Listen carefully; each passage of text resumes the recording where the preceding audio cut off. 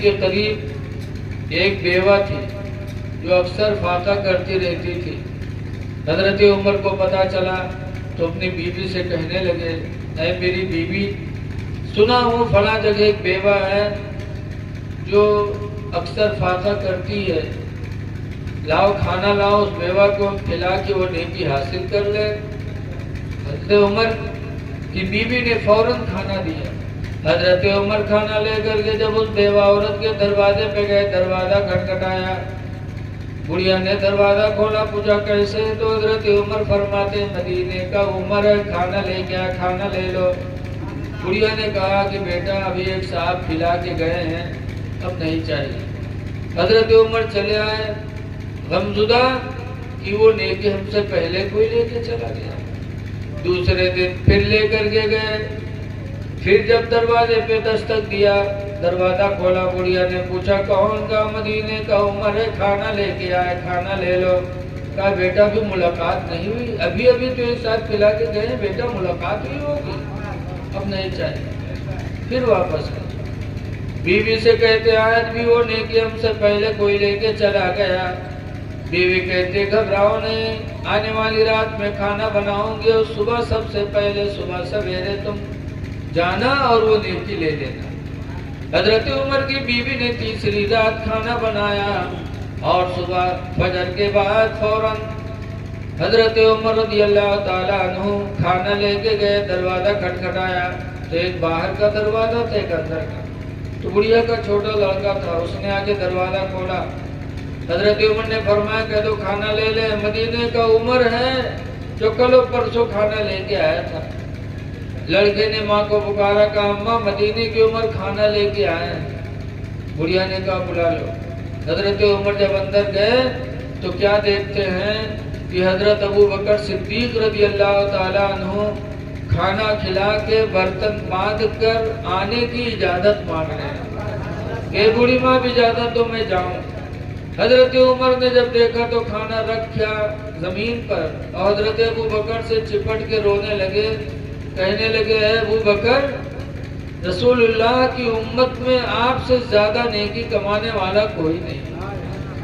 یہ صحابہ تھے جو یتیموں بیواؤں پر ہمیشہ شفقت فرماتے تھے، اے لوگوں اللہ دے تو ان لوگوں کی طرف توجہ دو۔ آگے اللہ فرماتا فویل للمصلین، ہلاکت ہے ان نمازیوں کے لیے۔ کن نمازیوں کے لیے؟ الذین هم ساہون، ان نمازیوں کے لیے ہلاکت ہے جو نمازوں کو بھول کے پڑھتے ہیں، پڑھتے تو ہیں لیکن ٹائم پر نہیں پڑھتے۔ جیسے ہم ہی اور آپ جماعت چھوڑ دیے، جب آخری وقت ہوا تو جلدی جلدی پڑھنے لگے، ایسے نمازیوں کے لیے قرآن کہتا بربادی ہے۔ نماز ہم وقتوں پہ ادا کریں۔ آگے اللہ فرماتا الذین هم یراؤون، بربادی ہے ان نمازیوں کے لیے جو دکھاوا کی نماز پڑھا کرتے ہیں۔ پتہ چلا کہ نماز دو طرح کی ہے، کچھ تو رضا الہی کے لیے پڑھی جاتی اور کچھ دکھاوا کے لیے۔ بہت سے لوگ ہیں جو دکھاوا کے لیے پڑھتے، ایسی نماز خدا کو پسند نہیں۔ ایک مرتبہ مولانا عبد المصطفیٰ آدمی لکھتے ہیں کہ 5 تبلیغی جا رہے تھے نماز کی تبلیغ کے لیے، راستے میں دریا پڑی تو 5 نے وضو بنایا، سوچا لاؤ دریا کے کنارے جماعت سے نماز پڑھ رہے۔ تو ایک امام بنے، 4 مقتدی بنے، دریا کے کنارے پڑھ رہے تھے۔ اتنے میں دریا میں کوئی چیز زور سے کودی، ایک نمازی بغل والے سے کہا کہ کون چیز کودی ہے رے؟ تو دوسرا کہتا ہے مچھلی ہو گیا، اور کیا ہو گیا؟ تیسرا کہتا ہے چپ رہو۔ چوتھے نے کہا تم سب کی نماز ٹوٹ گئی۔ امام صاحب کہتے میں نہیں بولا ہوں، میری نہیں ٹوٹی۔ بتائیے پڑھ رہے ہیں نماز اور مچھلی میں کیا کودی؟ 18واں پارہ اسی سے شروع ہوتا، اللہ فرماتا قد افلح المؤمنون، وہ ایمان والے کامیاب ہو گئے۔ کون ایمان والے؟ الذین هم فی صلاتهم خاشعون، وہ نمازی جو اپنے نمازوں میں خشوع کرتے ہیں وہ کامیاب ہیں۔ نمازیں میں خشوع کرتے ہیں، خشوع کا مطلب یہ ہے کہ اس طرح نماز پڑھو کہ خدا جانے کہ تم خدا کو دیکھ رہے ہو، خدا تم کو دیکھ رہا ہے۔ اور اس طرح کی نماز بزرگوں نے ادا کیا ہے۔ لیکن آج ہم نماز بھی پڑھتے ہیں تو دل میں نیت ہوتی ہے کہ لوگ ہم کو اچھا کریں، نہیں، نیت یہ ہو کہ اللہ ہم سے راضی ہو جائے۔ آج جس حالت میں ہم نماز نہیں پڑھ رہے ذرا سوچو۔ ایک مدینہ منورہ میں ایک صاحب تھے جن کا نام ہے سالبہ بھی کہتے، سولبہ بھی کہتے۔ حضور کے پیچھے نماز پڑھتے تھے اور سب سے پہلے مسجد سے نکلا کرتے تھے، فجر میں، ظہر میں، عصر میں سب سے پہلے نکلتے تھے۔ لوگوں نے شکایت کیا کہ اللہ کے رسول سولبہ بہت جلدی نکلتے ہیں، ہر نماز میں پہلے بھاگتے ہیں۔ حضور نے روکا سولبہ کو، کہا سولبہ رکو، تم ہر نمازوں میں جلدی کیوں کرتے ہو؟ تب سولبہ کہتے ہیں اللہ کے رسول بڑی غریبی کے دن ہے، صرف گھر میں ایک جوڑا کپڑا ہے، جب میں پہنتا ہوں میری بیوی ننگی ہو جاتی، جب بیوی پہنتی میں ننگا رہتا۔ ایک ہی جوڑا کپڑا ہے، وہی کپڑا پہن کر میں نماز پڑھنے آتا ہوں، اور جب یہاں سے واپس جاتا ہوں وہی کپڑا اتار کر بیوی کو دیتا ہوں کہ میں کہیں میری بیوی کی نماز کا وقت نہ نکل جائے۔ یہ جذبہ تھا اس زمانے کے لوگوں کے اندر، ایک جوڑے کی موجودگی میں، ایک ہی جوڑا میں بیوی بھی زندگی گزار رہی، مرد بھی زندگی گزار رہا ہے، لیکن ان کی نمازیں نہیں چھوٹتی تھی۔ نماز پڑھو اور رضا الہی کی نیت کرو کہ اللہ ہم سے راضی ہو جائے، دکھاوے کے لیے نہیں۔ آگے اللہ فرماتا وَيَمْنَعُونَ الْمَاعُونَ، اور بربادی ہے ان لوگوں کے لیے جو فائدے کا سامان لوگوں سے روک لیتے ہیں۔ فائدے کا سامان روک لیتے ہیں، جیسے پھروا ہے، کلہاڑ ہے، کلہاڑی ہے، لوٹا ہے، چارپائی ہے، کرسی ہے، یہ وہ چیزیں ہیں جو ایک دوسرے کے کام آتی ہیں۔ جیسے محلے میں کوئی مہمان آیا، اپنے یہاں چارپائی کم ہے تو منگا لیا دوسرے کے یہاں سے کہ ذرا ایک چارپائی دے دو، بالٹی کم ہے بالٹی دے دو۔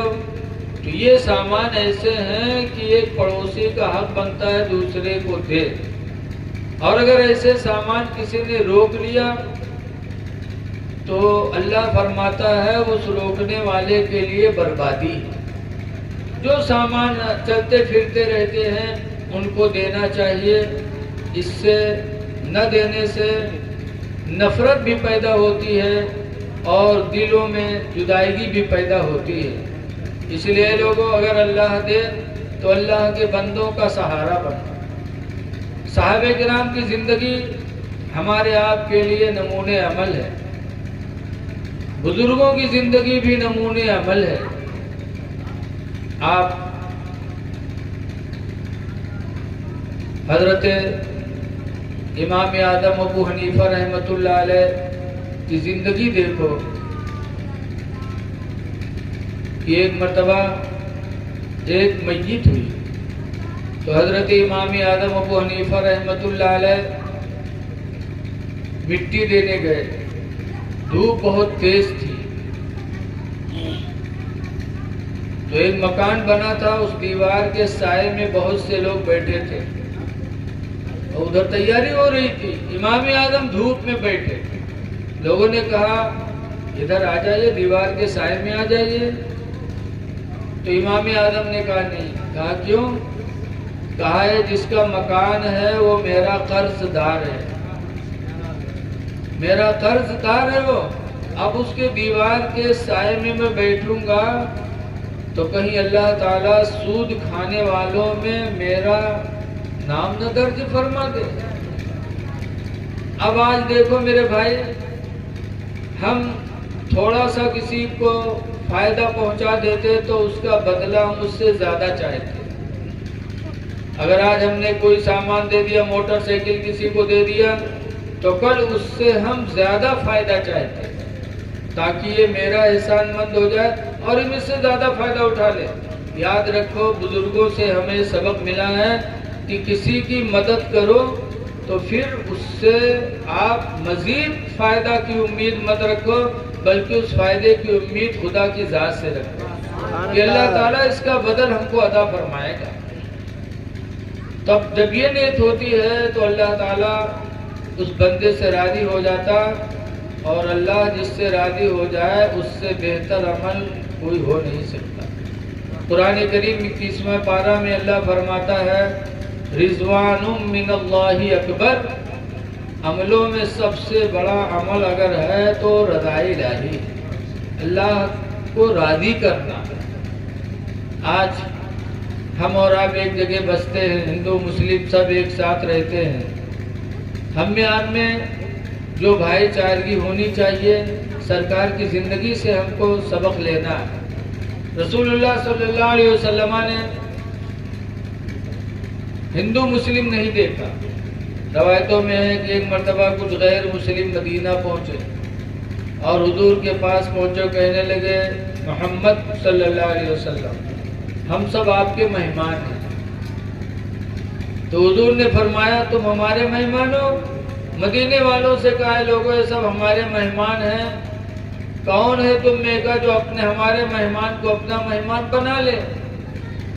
تو مدینے کے انصاری آئے اور ایک ایک کا ہاتھ پکڑ پکڑ کے لے کے گئے، تم ہمارے مہمان ہو، تم ہمارے مہمان۔ ایک آدمی بچ گیا، اس کو کوئی نہیں لے گیا، اس کا پیٹ تھوڑا بڑا تھا تو وہ رونے لگا۔ حضور فرماتے رو رہے ہو؟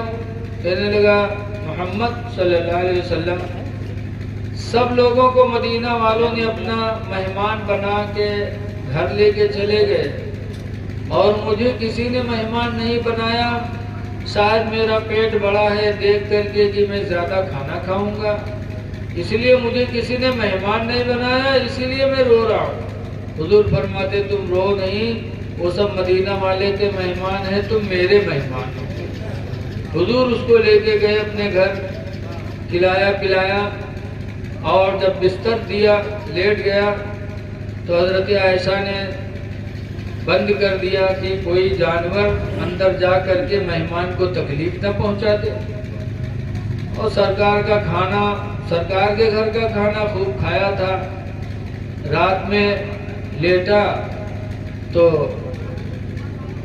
پیخانہ لگا اور خواب میں دیکھا کہ ہم فلاں جگہ بیٹھے ہیں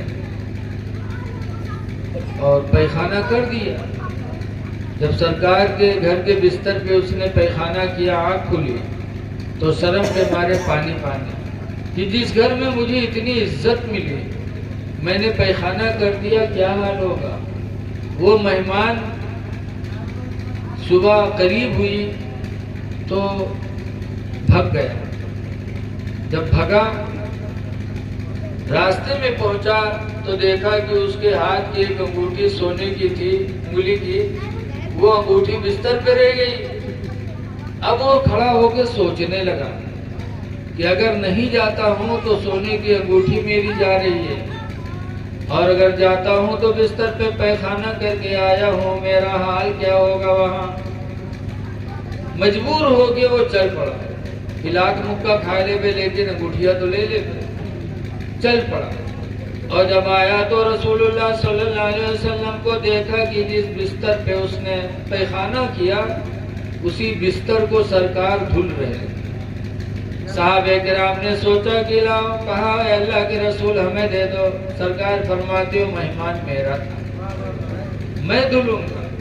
جب وہ آیا تو دیکھا اس نے کہ وہ پیغمبر کی تھوکتے ہیں تو صحابہ ان کے تھوک کو زمین پہ نہیں گرنے دیتے، اتنی تعظیم ان کی کرتے۔ حدیث میں مانا خنقت رسول اللہ صلی اللہ علیہ وسلم، حضور کبھی تھوک نہیں تھوکتے، الا وقع علی ید اصحابی، لیکن حضور کے صحابہ میں سے کسی نہ کسی کے ہاتھ پہ سرکار کا تھوک پڑتا۔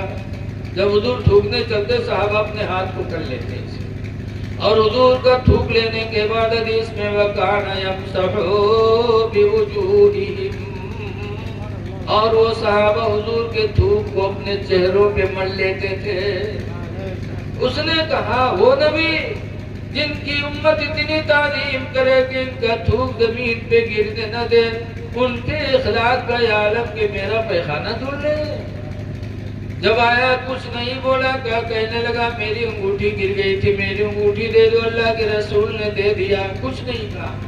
تب اس نے کہا محمد خدا کی قسم تمہارا اخلاق میرے دل میں بس گیا، میرا یقین، میرا دل گواہی دے رہا ہے کہ تمہاری نبوت بھی سچی، رسالت بھی سچی ہے، ایسا اخلاق ہم نے کبھی نہیں پایا۔ تو وہ غیر مسلم کلمہ پڑھ کر کے مسلمان ہو۔ اب یہاں ہمیں دو چیز دیکھنا ہے کہ اگر کوئی غیر مسلم ہمارے دروازے پر آتا ہے تو اس کی ہم خدمت کریں، یہ بھی میرے نبی کی زندگی سے ہم کو ملتا ہے۔ اور دوسری بات یہ ہے جو یتیموں کو دھتکارا کرتا ہے، یتیم کو آج لوگ دھتکارتے ہیں، وہ یتیم ہو جائے تو اس کا مال ہڑپتے ہیں، لیکن اے لوگوں یتیموں پر رحم کرنا، ان پر ہاتھ پھیرنا میرے نبی کو کتنا پسند تھا، صحابہ کو کتنا پسند تھا۔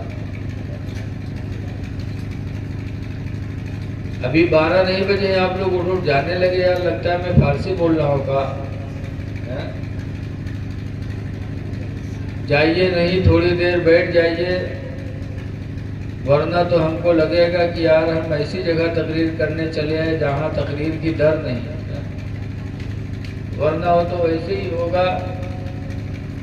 جیسے بتاتے ہیں لکھنؤ کا ایک آدمی عطر بیچنے والا عطر بیچتے بیچتے بنگال پہنچا، وہ بنگالی سڑی مچھلی کھائے والے عطر کا جانے عطر کا ہوتا ہے، اور بیچارہ لکھنؤ کے آدمی عطر بیچتے بیچتے بنگال پہنچ گیا، اور وہاں جب آواز لگا عطر عطر تو ایک بنگالی نکلا، کہا لاؤ دیکھے تمہاری عطر کیسا ہے، تو عطر بیچے والوں کے ہاتھ پر عطر لگائیس، تو بنگالی سونگھے کے بجائے وہ کا چانٹس، جب چانٹس کڑوا تو کہا تمہارا عطر خراب ہے، اچھا نہیں، تو عطر بیچے والا کہ اللہ ہم کہاں چلے آئے، سونگھے والی چیز چاٹی تو کڑوئی نہ تو اور کام ہوئی، بس اس نے عطر کی ڈبیا بکسے میں رکھا اور غصہ ہو کے واپس چڑھ پڑا لکھنؤ۔ اتنے میں ایک دوسرا بنگالی نکلا تو کہا بھائی کیا بیچ رہے ہو، تو غصہ ہو ہی گیا، تو کہا کچھ نہیں، کہنے نہیں کچھ تو بیچ رہے ہو، کہنے نہیں کچھ نہیں، کہا نہیں بھائی لگ رہا ہے کچھ بیچ رہے ہو، کہا عطر بیچنے آیا تھا لیکن بیچوں گا نہیں، کہا کیوں، کہا جہاں عطر کی قدر نہ ہو وہاں عطر بیچنے سے کیا فائدہ، کہا کیا ہوا، کہا بھی ایک صاحب نکلے، کہا دیکھے تمہارا عطر کیسا ہے، تو ان کے ہاتھ میں میں نے عطر لگایا تو انہوں نے سونگھنے کے بجائے چاٹ لیا، اور چاٹ کے کہتے ہیں تمہارا عطر کڑوا رہا ہے، کہا وہ چوٹیا ہم کا لاؤ، بھات کے ساتھ کھائے والی چیز خالص چاٹی تو کڑوائی نہ تو ہم کا لاؤ، تب وہ عطر بیچے والا کو کھپڑی پیٹے لگا، کہ ہائے اللہ ہم کہاں چلے آئے۔ وہی حال آج یہاں ہے، جیسے ہم شروع کیے ویسے اٹھنے لگے، تو کیسے تقریر ہوگی، تھوڑی دیر بیٹھ جاؤ، ایسا نہیں کہ میں وہ بولی نہیں بولتا ہوں جو آپ کے سمجھ میں نہ آئے، سمجھنے کی کوشش کرو۔ آج کوئی یتیم ہو جاتا بچہ تو ہم اس کی طرف نگاہ نہیں ڈالتے۔ جنگ احد میں سرکار کے چچا امیر حمزہ شہید ہوئے اور ان کی ایک چھوٹی بچی تھی، جب حضرت امیر حمزہ شہید ہو گئے بچی یتیم ہو گئی، تو اس یتیم بچی کی پرورش کرنے کے لیے صحابہ میں اختلاف ہو گیا۔ حضرت علی کہتے تھے اس کی خدمت میں کروں گا کیونکہ یہ میری چچیڑی بہن ہے، امیر حمزہ میرے چچا، ان کی لڑکی میری بہن ہے، اس کی خدمت میں کروں گا۔ حضرت جعفر کہنے لگے نہیں نہیں، اس کی پرورش میں کروں گا کیونکہ اس کی سگی خالہ میرے نکاح میں ہے۔ حضرت زید بن حارثہ کھڑے ہو گئے، وہ کہنے لگے نہیں نہیں، اس یتیم بچی کی پرورش میں کروں گا۔ تو رسول اللہ صلی اللہ علیہ وسلم نے سب کو سمجھایا کہ ایسا اس بچی کو جعفر کو دے دو، کیونکہ جعفر کے نکاح میں اس کی سگی خالہ ہے، اور ماں کے بعد بچوں پہ خالہ رحم دل ہوا کرتی ہے، جعفر اس کی زیادہ پرورش کر سکتے ہیں۔ تو سرکار نے امیر حمزہ رضی اللہ عنہ کی لڑکی جو یتیم ہوئی وہ جعفر کو دیا، اور جعفر نے اس کی پرورش کی۔ لیکن آج ہم لوگ ہیں جو یتیموں کی پرورش سے بھاگتے ہیں۔ سرکار فرماتے ہیں دنیا میں جو کسی یتیم کے سر پر ہاتھ پھیر دے گا، اللہ تعالیٰ قیامت کے دن اس کو مجھ سے اتنا قریب کرے گا، اتنا قریب کرے گا کہ سبق بین اصابعہ کی دونوں انگلیوں میں تشبیہ فرمائے جیسے دونوں انگلیوں کے بیچ میں کوئی تیسری چیز نہیں ہے، ایسے ہی میرے اور اس کے بیچ میں کوئی تیسری چیز نہیں ہو۔ بھائی لوگوں، دنیا میں کوئی یتیم ہو تو اس کے سر پر ہاتھ رکھو، اللہ توفیق دے تو اس کی خدمت کرو۔ لیکن یتیموں کا مال کھاتے ہیں لوگ۔ اگر بھائی انتقال کر گیا، اس کے بچے ہیں تو کھیت کا غلہ اسی میں ملا کے کھائیں گے، اپنے بچوں کو اسکول پڑھائیں گے، یتیموں سے گھر کا کام کرائیں گے۔ قرآن کریم میں الذین یاکلون اموال الیتامی، وہ لوگ جو یتیموں کا مال کھاتے ہیں، اللہ فرماتا ہے وہ مال نہیں کھاتے بلکہ جہنم کا شعلہ وہ کھاتے ہیں۔ اس لیے لوگوں، کوئی یتیم ہو جائے تو اس کا مال نہ ہڑپو، اس پر نگاہ رحمت ڈالا کرو۔ تم اس پر رحم دلی سے نگاہ ڈالو گے تو اللہ آپ پر اپنی رحمت کو متوجہ کرے گا۔ پھر آگے اللہ فرماتا ہے کچھ بد نصیب ہوئے کہ وَلَا يَحُضُّ عَلَىٰ طَعَامِ الْمِسْكِينِ، مسکین کے کھانے پر لوگوں کو ابھارتے نہیں ہیں، کہ خود نہ اپنے آپ کو مسکین کے کھانے پہ ابھارتا اور نہ دوسرے کو ابھارتا۔ پتہ چلا کہ مسکینوں کو کھانا کھلانا یہ اللہ کی رحمت کا حقدار بننا ہے۔ اس لیے کوئی بھی مسکین ہو، غریب ہو تو اس کو کھانا کھلاؤ۔ کھانا کھلانا اتنا بڑا ثواب کا کام ہے کہ آپ نے سنا ہوگا کہ رسول اللہ صلی اللہ علیہ وسلم جب ہجرت کر کے مکہ گئے تو مدینہ گئے، مکہ سے ہجرت کر کے مدینہ، تو سرکار نے یہی فرمایا تھا کہ اے لوگوں، بھوکوں کو کھانا کھلاؤ، بھوکوں کو کھانا کھلاؤ۔ تو صحابہ کے اندر بھی یہ جذبہ بہت تھا، اسی لیے